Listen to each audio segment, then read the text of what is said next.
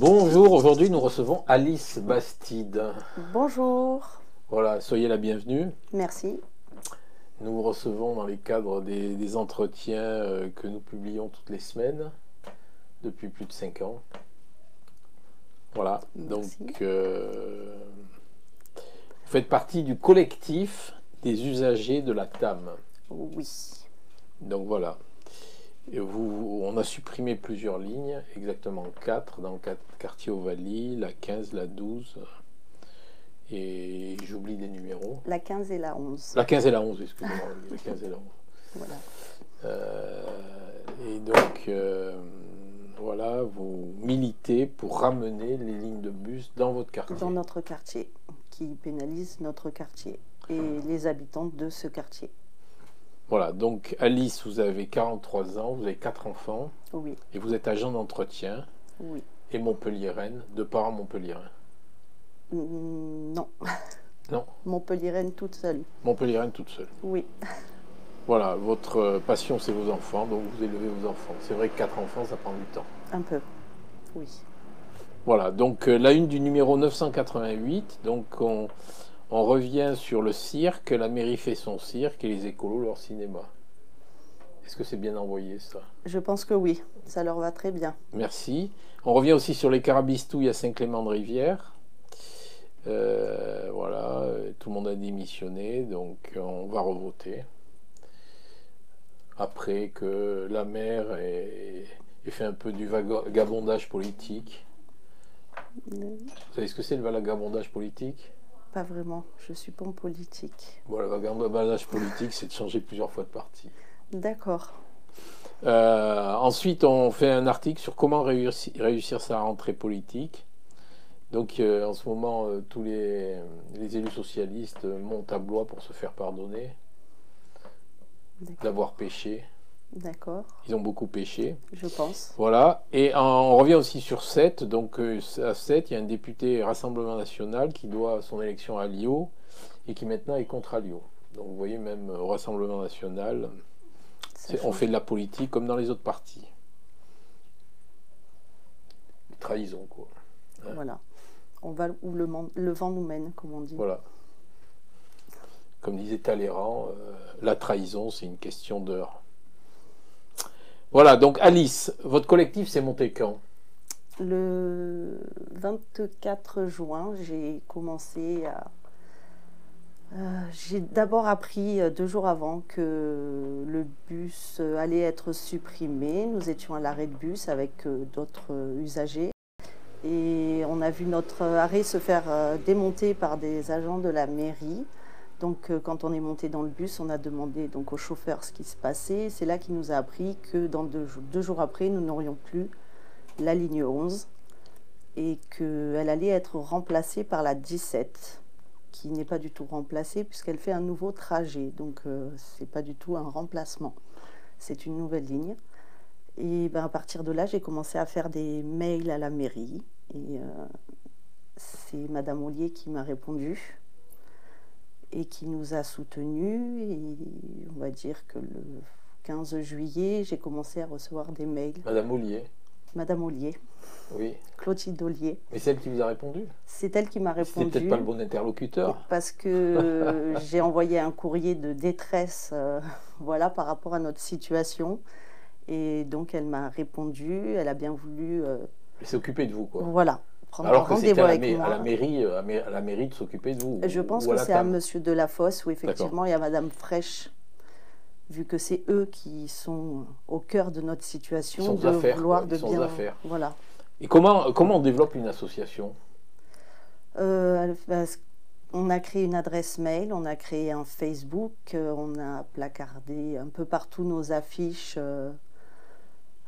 qu'on a fait. On a demandé aux gens de nous écrire ce qu'ils ont fait. Hein. Ça, c'est une partie des courriers. Vous pouvez nous lire un courrier court, là, au hasard? Un courrier court au hasard, celui-là, par exemple. Celui-là est très long. Hein. Enfin, c'est pas grave. Lisez-nous 4 lignes. Et je suis reconnue travailleuse handicapée. Je travaille tous les jours à plein temps.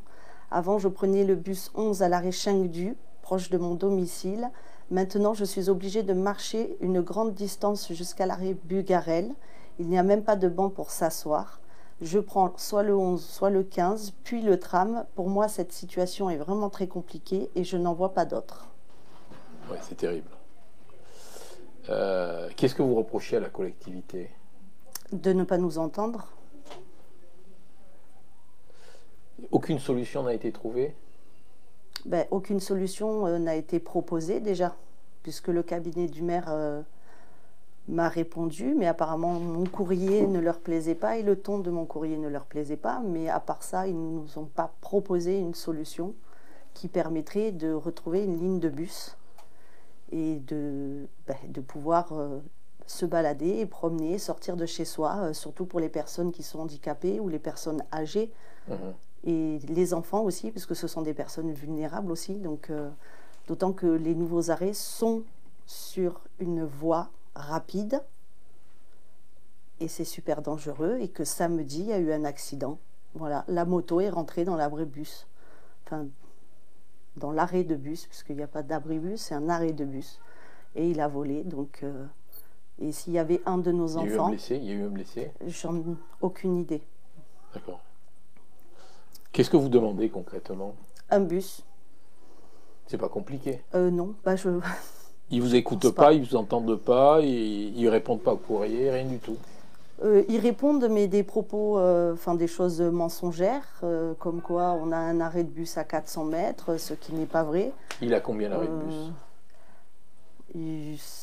Bien 650 mètres, voire 700 mètres pour l'arrêt de Bugarel, celui dont la dame elle parle. Marcel Pagnol, pardon. Et Bugarel, bien 800-900 mètres facile. Madame Fraîche, elle vous a répondu apparemment et vous m'avez dit qu'elle vous avait dit que vous alliez avoir le tram, donc il fallait attendre. Oui, c'est ce qu'elle répondait aux réunions d'information où nous avons soi-disant été sollicités. À ce jour, je n'ai pas trouvé de personnes qui ont été sollicitées pour y participer. Mais oui, effectivement, on a un tram. Voilà. Comme j'ai écrit, virtuel, voilà, et virtuel. gratuit. Oui, mais c'est peut-être pour ça qu'il est gratuit, c'est parce qu'il est virtuel. Donc, ça doit être ça. Donc, la seule chose qu'elle a fait, comme je dis dans le courrier que j'ai écrit au cabinet du maire, c'est vendre du tram comme une poissonnière sur un marché. C'est tout. À ce jour, on n'a pas de tram, on n'a pas de bus. Et beaucoup de gens se retrouvent en difficulté. Et il y a la rentrée qui approche et ça va être encore plus compliqué pour nos enfants. Voilà, j'ai l'exemple de ce monsieur, Youssef, c'est pareil, il a un collégien, un lycéen, et il se demande comment il va faire parce qu'il ne peut pas amener ses enfants, il travaille, maintenant en plus il doit faire 2 fois plus de trajets pour arriver à l'heure, parce que même les voitures sont impactées. Du coup, voilà, donc son fils collégien va traverser une 4 voies, c'est merveilleux, en sachant que sur cette même 4 voies, un enfant a perdu la vie déjà, donc non, personne ne comprend. Est-ce que vous avez sollicité un entretien avec les responsables de la TAM? Pas du tout. Mais bon, la TAM, j'ai reçu un mail, c'est à peu près pareil. Il y a 4 jours de ça. Ils vous ont dit quoi? Que nous avions des bus et que voilà, en gros, débrouillez-vous. Dans l'ensemble de la métropole, il y a d'autres endroits où il y a des problèmes de bus, où ils ont supprimé des bus. Vous êtes au courant? La ligne 6, oui, qui est impactée aussi. La ligne 12, puisque j'ai des gens qui m'ont contacté aussi. Après, je ne pourrais pas dire, mais vu qu'ils bloquent les trams, ça va être aussi compliqué pour la rentrée, pour les élèves qui vont aller à Joffre, par exemple. Vous n'avez pas l'impression que les bus sont un peu les parents pauvres du transport collectif dans une ville où on privilégie le tram? Je pense que si. Comme il y a des trams, en fait, débrouillez-vous. À la rigueur, les bus, c'est pas très important. Mais les bus, ça permet aussi de transporter des usagers et ça permet aussi de pouvoir sortir, de pouvoir arriver à l'heure à son travail, de pouvoir aller au collège, au lycée et de pouvoir faire des activités pour les seniors qui justement en ont aussi besoin. Parce que sans bus, là, à l'heure actuelle, moi j'ai une dame, Bernadette, elle est coincée chez elle. Elle fait de la chorale. Elle a plus de bus. Vous avez la lettre là? Vous avez la lettre?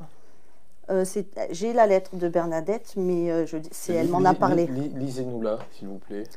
Monsieur le maire, depuis le 25 juin, vous avez supprimé le bus, la ligne 11, qui nous conduisait jusqu'ici à la gare Pont de Sète, lieu où se trouve le centre de santé, où j'ai mes médecins traitants, dentistes, ophtalmo et pédicure.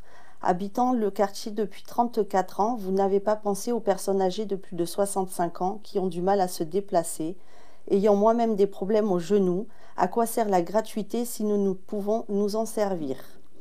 Il ne nous reste plus que la ligne 15, arrêt Sabine, ensuite tram 2, avec l'arrêt collège Marcel Pagnol. Marcher à pied par cette chaleur sur la double voie avenue de Vanières, et le retour, traverser la double voie. Avez-vous pensé aux jeunes de moins de 18 ans à qui vous avez aussi donné la gratuité, en espérant que vous allez remédier à ça en remettant la ligne 11, car le tram 5 n'est que dans 3 ans.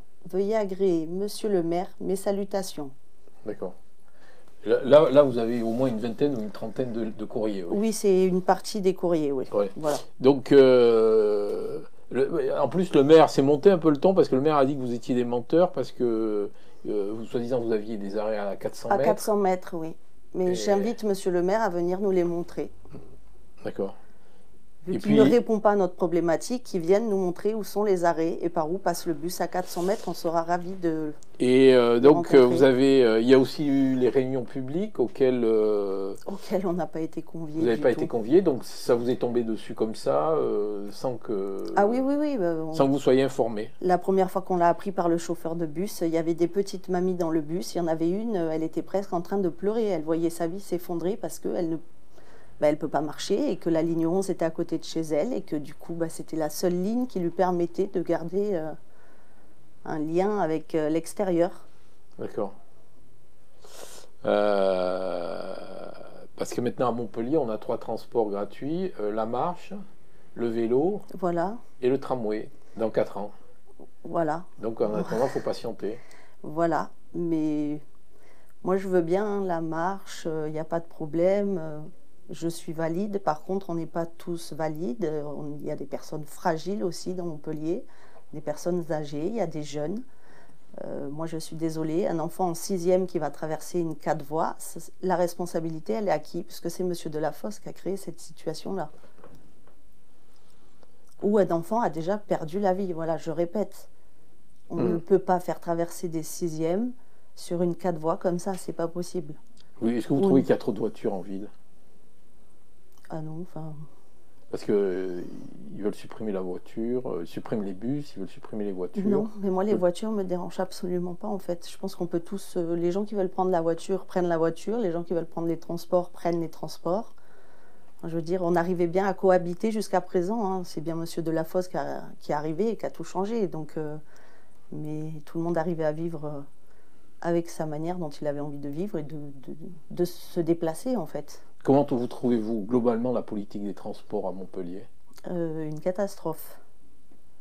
Bon, parce qu'il y a les vélos, il y a les pistes cyclables, il y a les, non, il y a parce les trams, que il y a les travaux sur les trams. Plus personne ne sait plus où se mettre. Vous voyez des voitures sur des pistes cyclables, vous voyez des vélos sur les trottoirs, vous voyez des sens uniques qui sont pris en sens inverse, parce qu'en fait, les gens ne... Il y a eu trop de modifications d'un coup, il n'y a plus personne qui arrive à suivre où on en est, et du coup, en fait, c'est chaotique maintenant. C'est le contraire de ce qui aurait dû être fait, mais plus doucement peut-être, et plus tranquillement. Très bien, je vous remercie, madame. Merci à vous.